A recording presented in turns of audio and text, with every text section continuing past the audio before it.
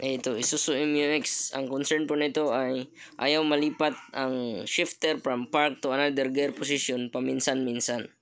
At ito yung lumabas na trouble. Brake switch circuit malfunction. So, ang unang titingnan natin is yung brake switch natin. At yung isa pa is yung ating brake light valve sa likod. Kung pundi ba ito or defective or nagpalit ng lead lights na hindi compatible. So, yung pagtanggal ng ating brake switch is madali lang naman. Ikutin ng counterclockwise, then huhugutin. At i-disconnect na natin to dahil titingnan natin yung contacts nito sa loob at lilinisan. At ito, na-pry na natin yung dalawang lock sa gilid. Then, ihiwalay na natin.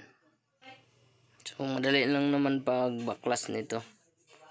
Hindi muna natin papalitan dahil pwede pa namang linisan to. So, dalawang terminal lang ito. So, ang contacts dito sa loob, may spring-loaded rin yung isang side. So, natanggal natin yung dalawang terminal. Yan, yung contacts. Yan, madumi na nga rin. So, sa kahit anong switch, ganoon naman talaga.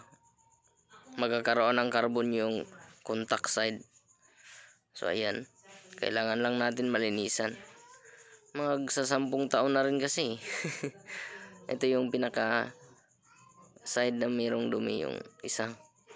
So, sandpaper lang para malinis at yung cleaner.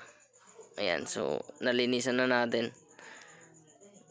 Ibabalik na lang natin. Ayan. So, naikabit na natin yung terminal at saka yung contacts. So, idiin lang yan. Diin na diin hanggang labas. Ayun, na-symbol na natin yung buong switch and i-testing natin.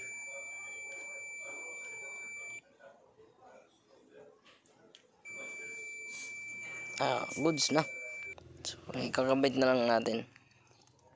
So, ganoon lang rin naman. I-connect lang yung connector. Yan. Reverse procedure sa pagtanggal natin kanina. So, hanapin mo lang yung butas. Ipasok mo.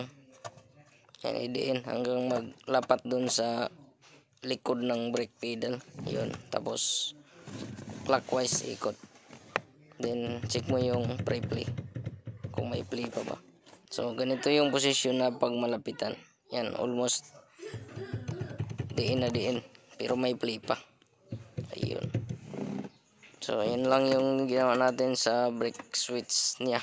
Nilinisan natin. At yung brake light bulbs na LED, back to stock muna tayo na double filament.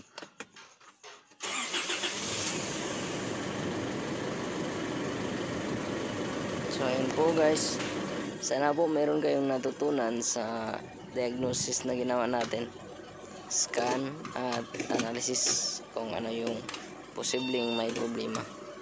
Delete trouble code na rin. Ayan guys, salamat po sa panonood. Bye bye.